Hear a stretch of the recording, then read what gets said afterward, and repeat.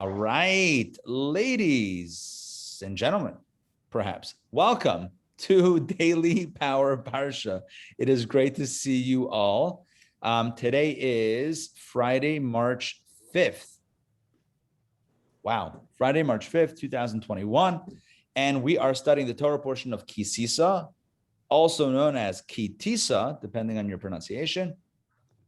And we are going to jump right into the 6th reading and the 7th reading, and hopefully we'll get some ideas that we can discuss together. All right, give me a second. See if this works. Oh, haha. 1 second. Hold on, please.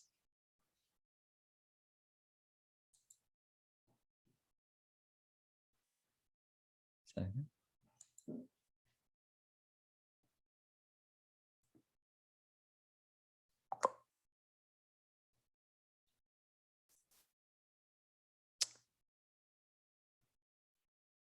One second.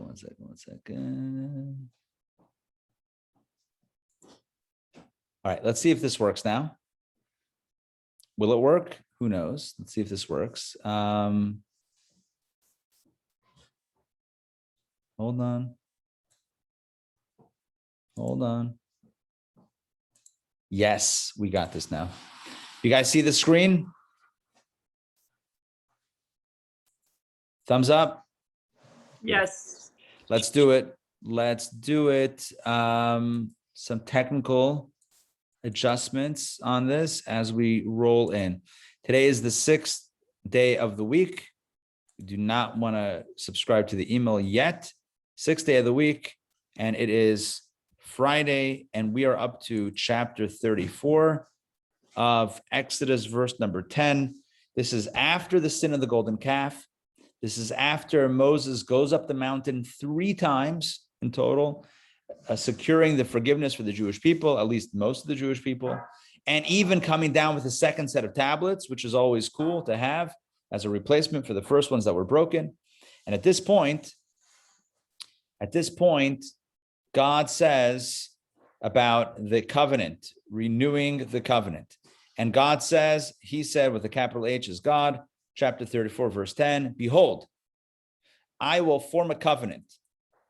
In the presence of all your people, I will make distinctions such as have not been created upon all the earth and among all the nations. And all the people in whose midst you are shall see the work of the Lord, how awe-inspiring it is, that which I will perform with you. Basically, so there's a few things that we have to explain. It seems like there's forming a new covenant. God's saying, I will form a covenant, which raises the question, well, what's wrong with the old covenant? And you probably can figure out the answer to that. With the golden calf, the Jews kind of broke their end of the bargain, right? It's kind of like, okay, we have a deal, we have a contract, we have an agreement, we have an understanding, and then one party like completely smashes their end of the deal. Well, when you get back into the arrangement, you may need to recraft a covenant. So again, Donna, I think your question a few days ago was really on point. Like, wait, does that mean that it's like that we're done? No, there's forgiveness, but as we see, it's not and as I explained 2 days ago, it's a gradual process, number one, and maybe you need to draft some new bylaws, right? Maybe you need to draft a new covenant, so to speak, maybe not in writing, but conceptually. That's point number 1 of verse 10. Point number 2 is Hashem says, I will make distinctions that's never happened before. But in the Hebrew, it says niflaot. Niflaot literally means wonders or miracles. Like when you're astonished in wow, like I've never seen that before. That's awe-inspiring. That's marvelous. That's a miracle. That's what niflaos are, or niflaot. It's like a wondrous miracle. So if we translate it as that, instead of distinctions, again, an alternative translation, even more literal translation would be wonders. God is therefore saying, according to that understanding, I will make wonders that have never appeared on earth or in any other people. In other words, you're about to see the greatest miracles that's ever happened on earth. That's what God is saying. Like, get ready for the for the greatest miracles, which then begs the question, what miracles are we talking about? Because the Exodus, the 10 plagues, splitting of the sea, Torah at Sinai, all that's in the rear view mirror. What happens now? What's this? Oh, ho, ho, if you thought that was good, get ready for something even more marvelous. I'll share with you an explanation that I personally love, and that is God is referring to the tabernacle, the Mishkan. God is saying that for me, an infinite God to fit into a finite space, that's going to be the greatest miracle of all. And not only in the tabernacle, but in your own homes and hearts, right? Because we're all meant to make our own mini temple, if you will, a home for God in our own lives, that you can compress, if you will, or hold an infinite God in a very finite space that's even greater than what the Nile River turning into blood, that's greater than the sea splitting, that's greater even the revelation at Sinai, which was, a big experience. But to fit God into the finite space, in other words, for you and I to take time in the middle of our very busy days to study some Torah and to create space for God, that perhaps is the greatest miracle of all. The miracle of creating space, of God being there, but us also creating that space for God in our lives and on earth. All right, that's again, maybe not a literal translation or understanding of the verse, but something that I find personally to be a meaningful way of understanding it. Let's continue verse 11. God says, keep carefully what I am commanding you today. You know what this sounds like? This sounds like Deuteronomy when Moses is speaking to the people and really, please, stay on the path. This is what God is saying. Keep carefully what I'm commanding you to you today. Lo, I will drive out from before you the Amorites and the Canaanites, the Hittites and the Perizzites, the Hivites and the Jebusites. In other words, God is saying, listen carefully, follow what I tell you, follow my orders, and I will take care of the rest. I will make sure that no opposition stands in your way between you and settling the land of Israel. Beware, he says, lest you form a covenant with the inhabitants of the land into which you are coming, lest it become a snare in your midst. Don't get trapped. Don't get fooled by the nations.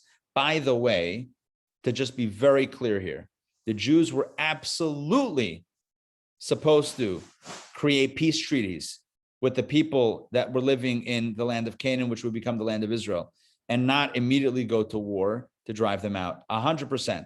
This covenant that God says don't do means a spiritual covenant.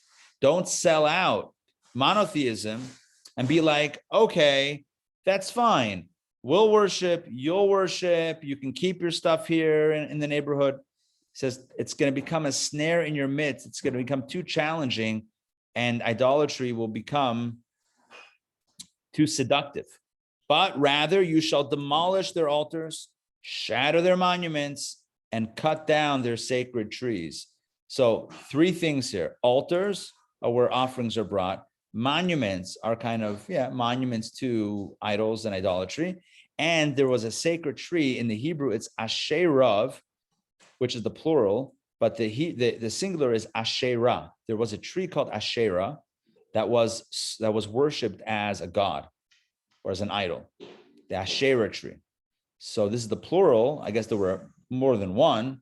I don't know that I can tell you exactly what it looked like, what kind of tree it was, how they worshipped it. I don't know that I have all the details on it, but it's the Asherah tree. That was their sacred tree. Now, it wasn't the Jewish sacred tree. Obviously, we don't have sacred trees in Judaism. Every tree is a tree that God created. But this is a tree that was worshipped by others. Don't keep those trees around, because at some point, you're going to end up right there. For you, God forbid, for you shall not prostrate yourself before another God, because the Lord, whose name is the jealous one, is a jealous God. And I know what you're thinking. Oh, all right. So now we know a little bit about God. God is jealous. Again, we have to go back to what we know. Our tradition tells us, Maimonides clarifies, that any anthropomorphic ideas, any human ideas, emotions, body parts ascribed to God are not meant to be taken literally. It doesn't mean that God is literally jealous. It means that God does not tolerate, if you will, the idea of worshiping another God. Now, that just happened with the golden calf, but God is saying, don't make that mistake again. When you go into the land of Israel, get rid of the idolatrous stuff. Rabbi? Yeah, go ahead. Paragraph 13. Yes. So that refers to non-Jews who have altars? What it's saying is when you conquer and settle in the land of Israel, make sure that it's not in front of your faces. It doesn't mean that no one is allowed to serve other forms of worship. What it means is in the Jewish hoods, right, or hood, don't have these reminders or artifacts or temptations because they will eventually tempt you. And by the way, this is exactly what happened.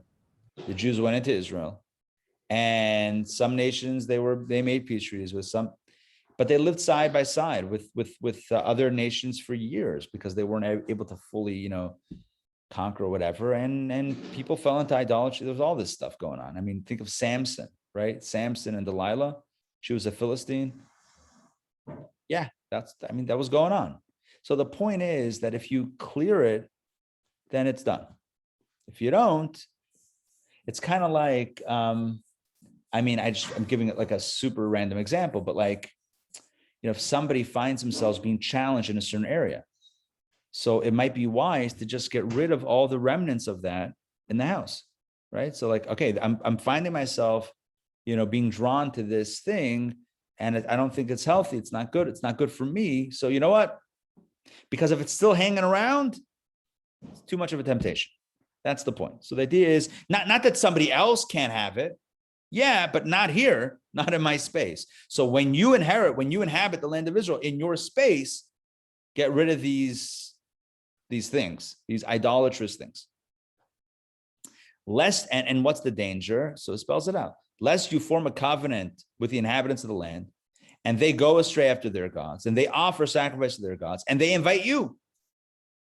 And the next thing you know, and you eat of their slaughtering, and you take of their daughters for your sons, then their daughters will go astray after their gods, and lead your sons astray after their gods. The whole thing is going to get messy. And before you know it, there's not going to be a thing called Judaism anymore, because you'll worship like they worship, and there's not going to be a unique Jewish identity. So it all starts with this idea of basically creating these distinctions, which, by the way, fits in with the translation that we have here in the opening verse, where God says, I will create distinction. And then God follows it up by saying, but I need you to help as well, right? I've given you a unique role, a unique mission, right? Torah and the Mitzvot, a unique formula of a pathway to God. But you got to do your part to make sure that it's not kind of blending in all together with everybody else. And then there not being this thing called Judaism anymore. And then I love this verse 17. You shall not make molten gods for yourself, which essentially balances it the other way. Kind of what you were saying, Donna, a moment ago. What's molten God? Molten God means don't create a God in a set form, because God is not monolithic. So that means that, yes, we have our way, but that's not necessarily the only way, right? Like individuals, that if it's not like the way I think, then if you don't think the way I think, then you're wrong. All right. Listen, the one God decided to create a lot of diversity, and God likes diversity. So don't make a molten God. Don't make a rigid God for yourself. Don't make God more rigid than God actually is, right? So God says, this is what I want for you. But number one, within Judaism, there are 12 tribes, 12 paths. And in the larger world, everyone's got their own way of connection. But the 2 points don't contradict each other. You can be fiercely authentic to who you are and fiercely respectful to who the other one is. And in fact, it's not only not a contradiction, it actually makes a lot of sense. Because if you respect yourself genuinely, then you can respect the distinction of the other one as well, right? It's only when we don't have that respect that we want all the boundaries to collapse and everybody should be all the same. And that's what actually is that. right? That's not even real life. So the idea here is that respect the other, but in doing so, respect yourself also. If you don't respect yourself, how can you respect? If you don't respect your own individuality, how are you going to respect the other's individuality? So respect your individuality and respect their individuality. All right, we continue inside with a discussion. It quickly segues into holidays. Passover is coming up. So good news. We got something about the festival of unleavened cakes right here. All right, it goes quickly through the three pilgrimage holidays. A very quick mention of the holidays. The festival of unleavened cakes you shall keep. 7 days you shall eat matzah. Unleavened cakes are matzah. Unleavened cakes, which I have commanded you at the appointed meeting time of the month of spring, which is coming up. For in the month of spring you went out of Egypt. Next, verse 19. All that opens the womb is mine. Right? Remember, we've spoken about in many classes about the mitzvah of the firstborn. The firstborn really should belong to God because of the whole 10th plague thing. So the firstborn animals are given as an offering. If they're not kosher, then you switch it with a kosher animal and give that animal to the temple. And a firstborn boy is redeemed and money is given to the Kohen or the temple, etc. So all that opens the womb is mine, firstborn, and all your livestock that bears a male by the emergence of ox or lamb. Oh, and it's only males because only males were subject to the death of the firstborn, which means that they owe God, so to speak, and so therefore they're dedicated to God.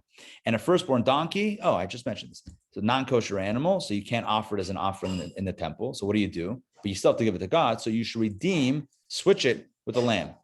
If you do not redeem it, you shall decapitate it. In other words, decapitate sounds certainly harsh, but what it means is you can't, it's a holy, if you don't redeem it, then this firstborn donkey is now a holy offering.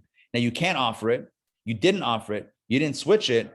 It can't live a mundane life. It's holy. So that's what it says over here. You should decapitate it. Every firstborn of your sons you shall redeem with money, and they shall not appear before me empty-handed. Come with your 5 coins. 6 days you may work. This is now Shabbos. And the 7th day you shall rest. In plowing and in harvest you shall rest. No agricultural stuff. And you'll make for yourself, let's continue with the holidays, a festival of weeks. We call this Shavuot. Literally, Shavuot means weeks.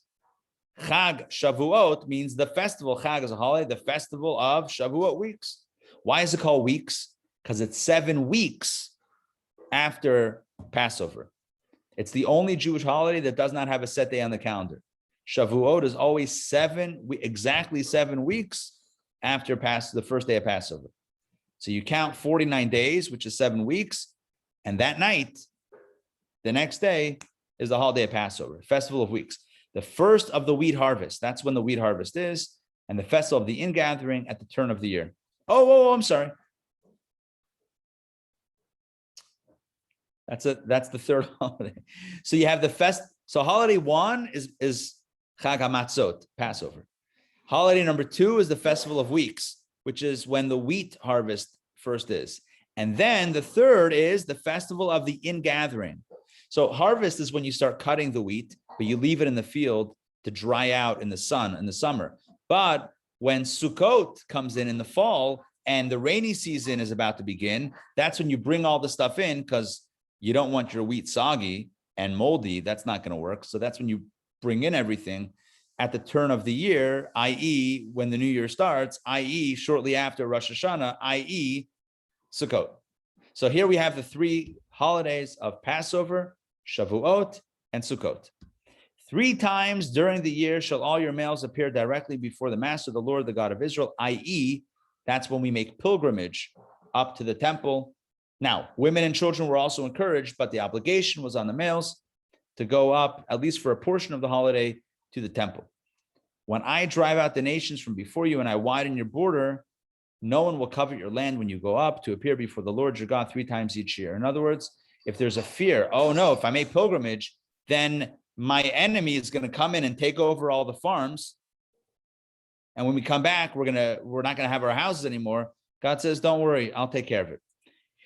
You shall not slaughter or sprinkle the blood of my sacrifice with leaven. Again, Torah is skipping around now, a bunch of different laws here. So you shall not slaughter or sprinkle the blood of my sacrifice with any leaven. No chametz was brought with the offerings in general, and the offering of the Passover feast shall not remain overnight until the morning. So your Paschal lamb, you had to eat that night. You couldn't have leftovers for lunch the next day, or breakfast for that matter. The choicest of the first of your soil you shall bring to the house of the Lord your God. That means the first of the first produce that grows, bring a gift. Later on, we talk about this in the Torah, the idea of Bikurim, the first fruits are brought to the temple. And then finally, the last mitzvah of this reading is, you shall not cook a kid in its mother's milk, which is the idea of the prohibition about mixing meat and milk together. It says directly not cooking, but we understand the fact that it says it 3 times means we shouldn't cook the meat in the milk, we shouldn't eat the meat in the milk, and we shouldn't even benefit from that mixture of meat and milk. Okay. Let's finish off this Torah reading, or the Parsha, with reading number 7. And I will tell you that in this reading, we're going to find the first time in Torah that somebody wore a mask. You heard me right. The first time in Torah that somebody wore a mask, and how this created the great myth of Jews having horns. All of that is coming up in this reading, and it is remarkable. Let's do it. Chapter 34, verse 27. The Lord said to Moses, inscribe these words for yourself. For according to these words, I have formed a covenant with you and with Israel. Write all this stuff down. Write it down, because this is the covenant. Remember, God said, I'm going to make a covenant. What we just read is part of that covenant. Moses was there with the Lord for 40 days and 40 nights. This is the third time. He ate no bread and drank no water. And he inscribed upon the tablets the words of the covenant, the 10 commandments. Oh, this is the second set of tablets. He brought up the stone, and God inscribed on that. So Moses went up, wrote stuff down himself. God wrote on the tablets. Moses wrote a scroll. God wrote a tablet. God wrote, inscribed the tablets. Either way, Moses did not eat on the mountain for 40 days and 40 nights, no bread, no water. By the way, the Kabbalists discussed this. The Rebbe discussed this. How could he survive 40 days, 40 nights without food or water? The answer is he ate like the angels eat. In other words, the angels don't actually eat. They're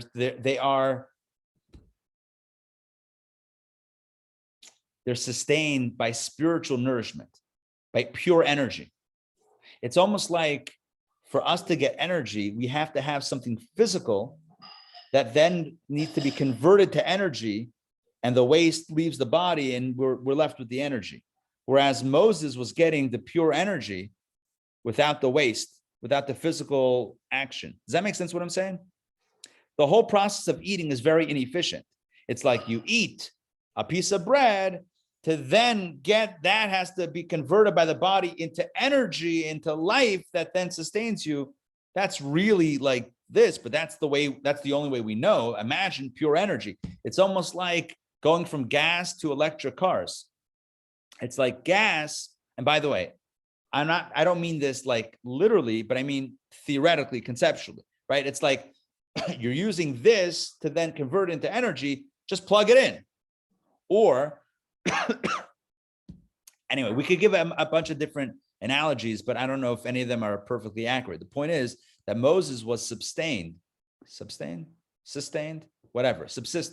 word I'm looking for.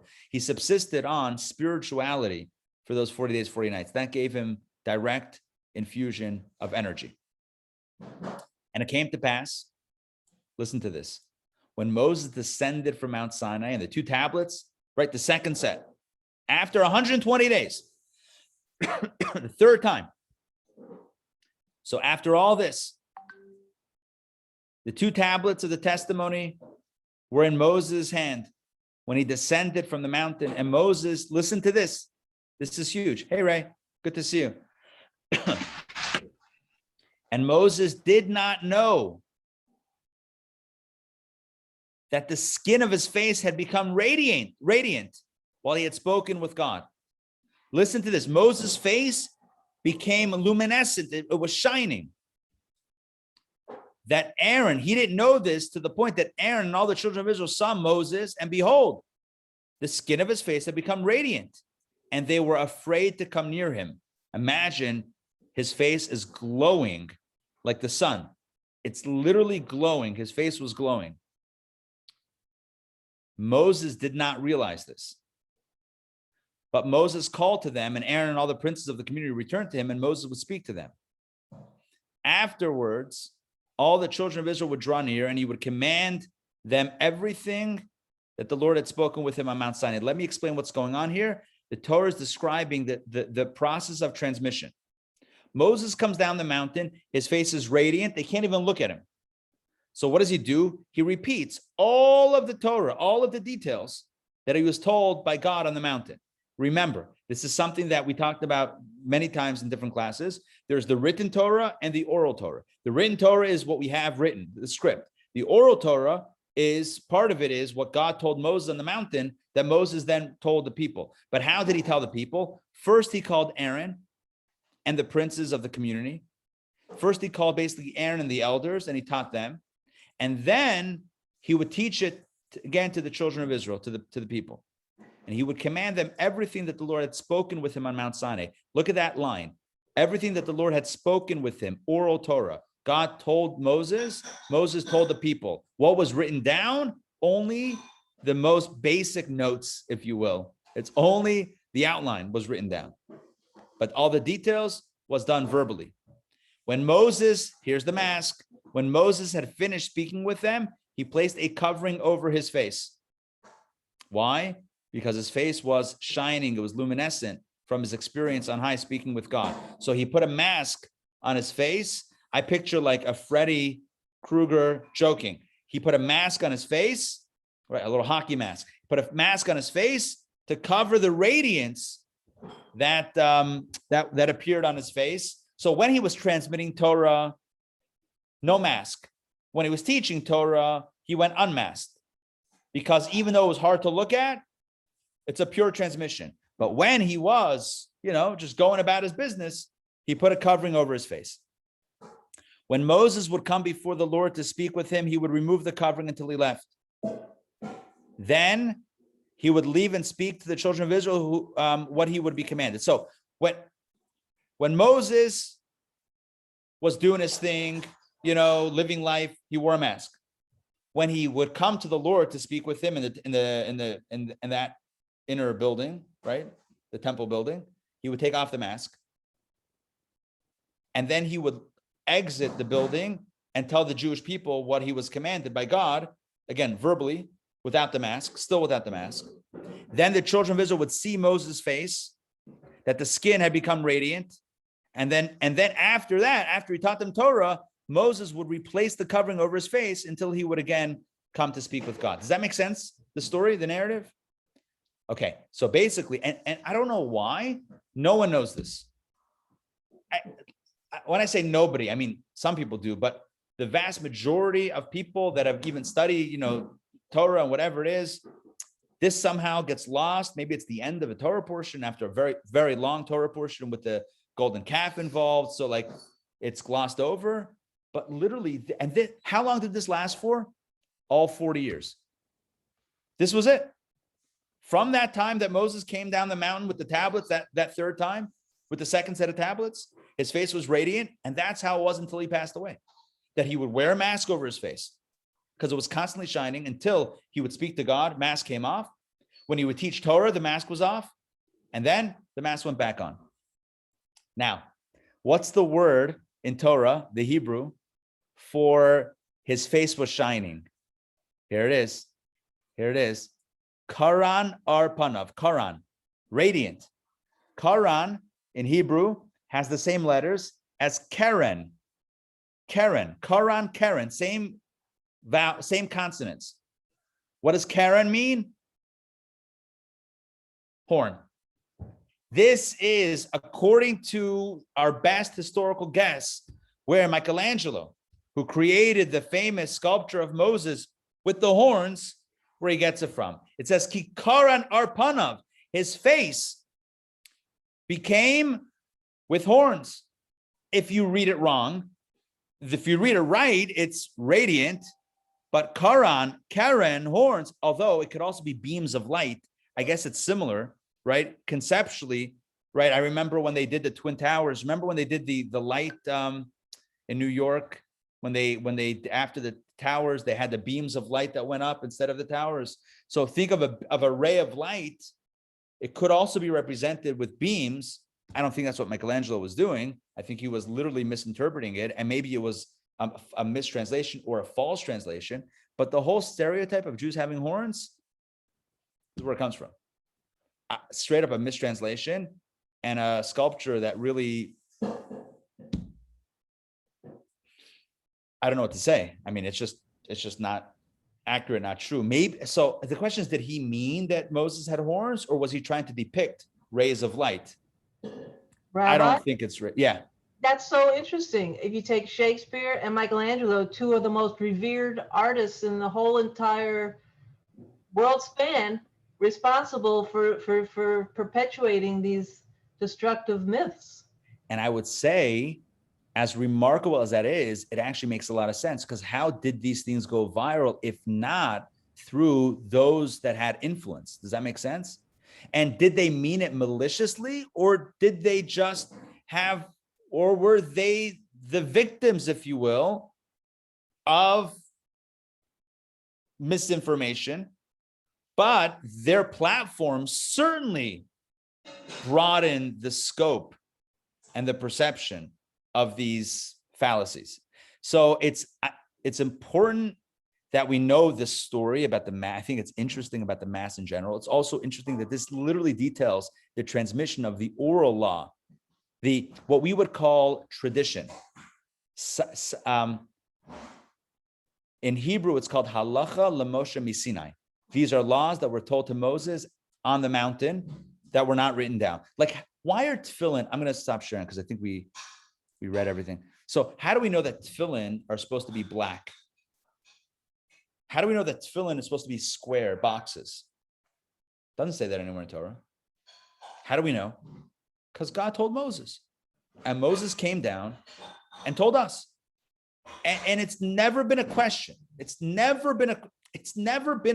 No one's ever said, I think the tefillin are pink and round or triangle and yellow. Never happened. It's always been a single tradition because it came from Moses. Moses says, all right, here's what it says in the script, put on tefillin. This is what tefillin looks like. God told me what it looks like. And that's it. Now, the question is, as we've asked in many classes before, well, why didn't God tell Moses to write down everything? Number one, it would take a while. Number two, although that's not a great answer. Number two, most importantly, God didn't want everything to be written down, because then no one would feel pressured to learn and to study diligently. Because if you have all the information, it's like today with phones, right? You don't have to know anyone's phone numbers because you have it in your phone. So what do you need to know until your phone is gone? And then like, oh, I don't know anyone that I can call. So it's a crutch that we could become reliant on that actually could work to our detriment. If everything is written in Torah, all the details, then no one has to study. Because if you have a question, go to the book. But you know what that means? That our heads are empty. So God says to Moses, we're going to have a dual system. You're going to write the notes, it's more than just notes, but write the basics, and I'm going to fill in the information. And this dual system of transmission will go throughout history until the temple was destroyed, the second temple, and the Jews were scattering. And the rabbi said, if we don't write this down, there will be no central transmission anymore.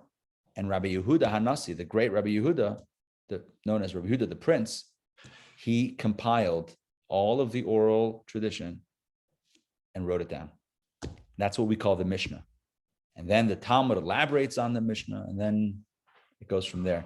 So we started writing it down when it was absolutely necessary. Now you might ask, well, if God said not to write it down, who was this rabbi to decide to write it down? There's a verse that says, that alludes to the fact that at some point it may need to be written down. But for the first 1,000 years, 900 or so years, all of these details were not written down. They were God told Moses told the people, and then it just generation to generation. Okay, so what do we do today? We spoke about new covenants. Well, renewed covenants. We spoke about not making God into a rigid, molten God. Don't shape God in your image, right? Be open to the fact that God is accessible to others as well. Not my way or the highway type thing. What else? We spoke about, I don't know. I like the mask thing. I like the fact that Moses' face became radiant. And I also like what our sages tell us, that how did his face become radiant? When he was writing down, God inscribed the tablets, but he wrote down the Torah. So he took the ink that was left over, he rubbed it into his forehead. And I know what you're thinking, how could black ink make your face radiant? It was a special formula, special divine formula of ink.